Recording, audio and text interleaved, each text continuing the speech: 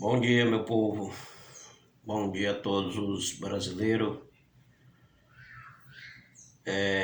Hoje, terça-feira, 7 de abril de 2026. Então, quando eu inicio os vídeos, sempre eu falo o dia e a data, né? Que é para ficar registrado aí no vídeo, né? Ficar gravado no vídeo. A data, o dia, né? Que eu estou gravando, né?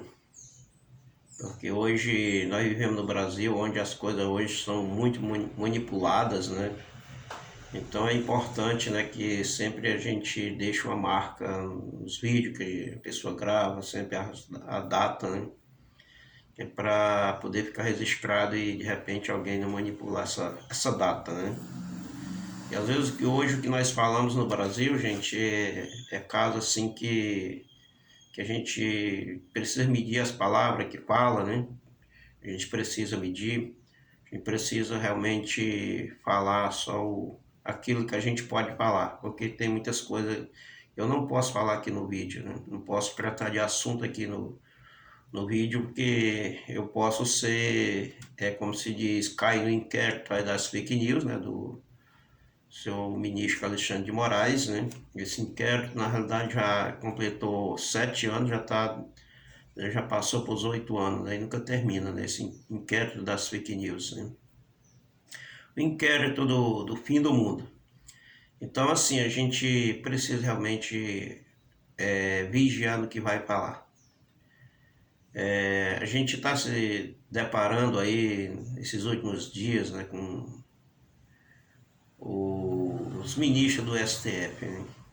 Então, a gente não pode nem desviar o foco hoje em dia, porque hoje é o STF que tá no olho do furacão, né? Alguns ministros, né, que lá compõem a Suprema Corte brasileira, e nada contra o STF, nada contra, né, o Supremo Tribunal Federal. Não, nós temos que ter a nossa Suprema Corte, precisamos ter.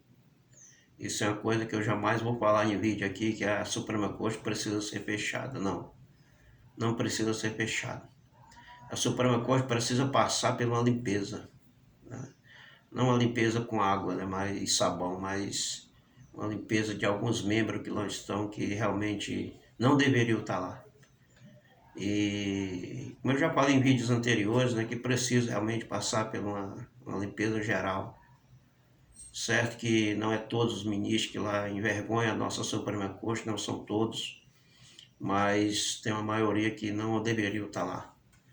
E os seus comportamentos, seus julgamentos, né? Hoje, como falou aí o ex-governador de Minas Gerais, Romeu Zema, né? Que a Suprema Corte, os membros que estão lá não têm mais moral, caráter para julgar nenhum julgamento mais, né? E realmente eu concordo com ele, com a palavra dele, não são as minhas palavras. Ele falou isso em um vídeo aí que tá aí se espalhando pelas redes sociais aí, né? Então assim, ele fala e eu concordo com o que ele fala, que a nossa Suprema Corte infelizmente hoje não tem condições de julgar mais ninguém. Alguns ministros não têm mais condições de julgar ninguém mais. Mas lá estão ainda.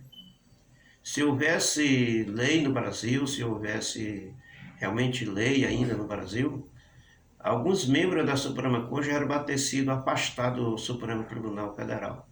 Já era para ter sido afastado há tempo.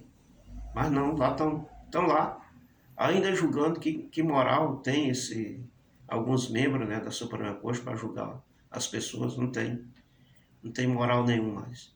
Então, as pessoas se referem sempre à Suprema Corte, mas a Suprema Corte é um nome que nós temos da nossa Suprema Corte, né? E agora o que envergonha não é a Suprema Corte, é os membros que lá estão. Alguns, né? Que não são todos. Não vamos generalizar aqui. Não vou generalizar aqui a coisa. Não são todos.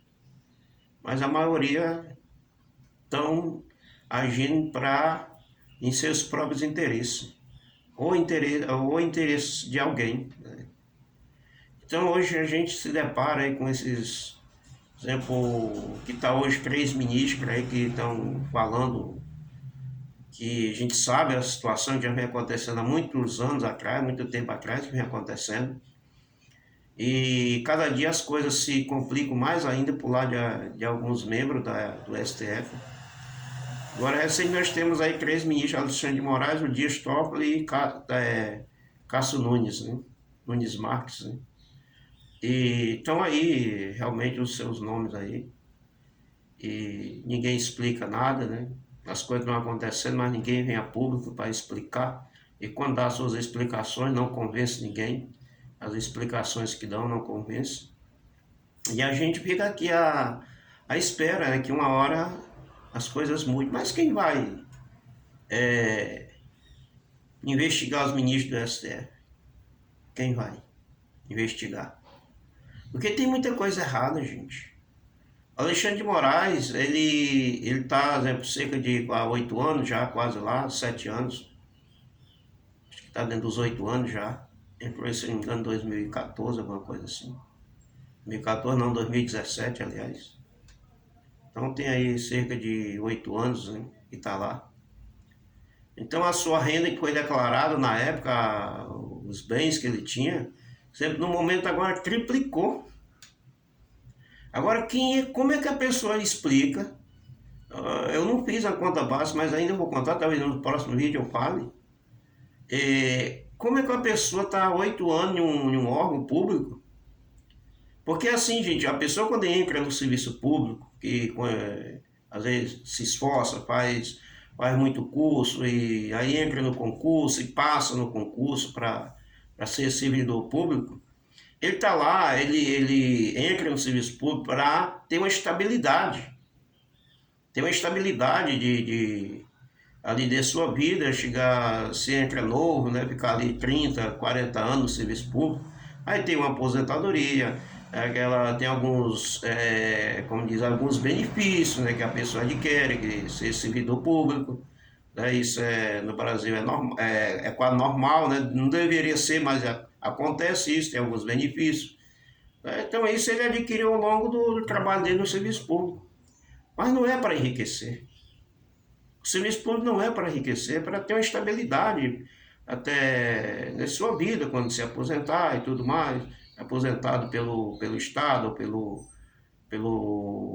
governo federal, digamos assim, pela parte que ele é um servidor federal. Então, assim, é uma estabilidade, mas não é para ele enriquecer. Porque se a pessoa entra no serviço público para enriquecer, ele está no lugar errado. O que ele deveria fazer é o seguinte: não, eu quero ganhar muito dinheiro, então vá para o trabalho no serviço privado. Abra uma empresa, abra algum negócio que ele vai gerar emprego e gerar riqueza. Aí sim ele é um empresário. Ele não é um serviço público. Então tem umas duas partes que a pessoa às vezes está no lugar errado. Aí a pessoa enriquece, por exemplo, em 8 anos, triplica a renda. Como se explica? Um salário, por exemplo, atualmente, eu acho que o salário de um ministro é 46 mil reais. Como se explica? Ganhou tantos milhões durante 8 anos. Como é que se explica isso? Então, assim, ninguém explica. As coisas estão sendo descobertas, as coisas estão sendo vindo à tona aí, a mídia falando, todos os órgãos falando, canais de direita falando e tudo mais, mas ninguém vem a público explicar: olha, eu ganhei dinheiro nessa forma, assim, assim, assim, assim. Não. Simplesmente ninguém fala nada. E quando fala alguma coisa, não convence ninguém. Mas, gente, eu vi um vídeo hoje e isso deixou muito satisfeito.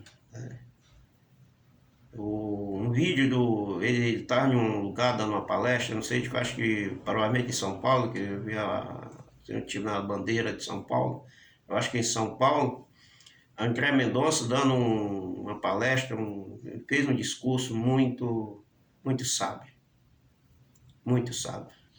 Eu acho que nós estamos, olhando dentro da Bíblia, nós estamos num momento não para engrandecer ele, não. Mas nós estamos diante de um fato inusitado no Brasil, que isso nunca aconteceu no Brasil. de um ministro se colocar como um servidor público para fazer as coisas da maneira certa, da maneira correta, andar dentro da verdade. Olhando para a Bíblia, nós estamos não querendo talvez comparar ele igual, mas ele está se comportando parecido com Salomão. Quem conhece a Bíblia sabe do que eu estou falando. Um rei íntegro, um rei que se comportou como um verdadeiro servo de Deus. E Deus pôde usar aquele rei na época como para ser exemplo para muitos, até para outros reis que admiravam a sabedoria de Salomão. Então, André Mendonça, meu irmão em Cristo Jesus, posso falar assim: haja como Deus tem colocado no seu coração.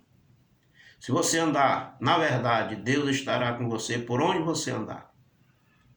Então, se você chegar um dia, um momento, se alguém que tem o e-mail, o contato com André Mendonça, meu irmão, que Deus te abençoe. Mas faça de acordo com aquilo que a palavra de Deus fala para a gente fazer. Andar na verdade e ser verdadeiro. Sem escolher lado, mas somente a verdade. Então haja assim, que Deus estará contigo por onde tu andares. Meu irmão, minha irmã em Cristo Jesus, que Deus te abençoe, que Deus te guarde, que Deus te proteja, você com a sua família, te cubra com toda sorte de bênção. Assim como eu falei para André Mendonça, falo para ti também, que Deus ande contigo por onde você andar, aonde você colocar os seus pés, as plantas dos seus pés, que Deus possa abençoar o lugar onde você entrar e que Deus seja contigo hoje e sempre. Então um abraço a todos, não se esqueça de se inscrever no canal, meus vídeos, tem um vídeo que não está sendo divulgado para as pessoas. Como eu falei no vídeo de ontem, se inscreva no canal, ative o sininho, isso é muito importante. Quando você visualizar o vídeo, não se esqueça de ativar o sininho. Depois que você ativar o sininho, vai aparecer todas, né? Aí você também aperta lá todas, né? Então aí toda vez que eu postar um vídeo, o YouTube não só você vai receber o vídeo, mas também outras pessoas também vão receber o meu vídeo. Então assim, o que eu peço sempre para você, não estou pedindo dinheiro, não vou deixar botar aqui número de Pix na tela, não vou não. Eu não vou pedir dinheiro seu. Eu só quero a sua ajuda na seguinte maneira: se inscrevendo no canal e espalhando para mais pessoas, tá bom, gente? Essa é o grande ajuda que você me dá. Então que Deus te abençoe, te guarde de todo mal e até o próximo vídeo, se Deus quiser.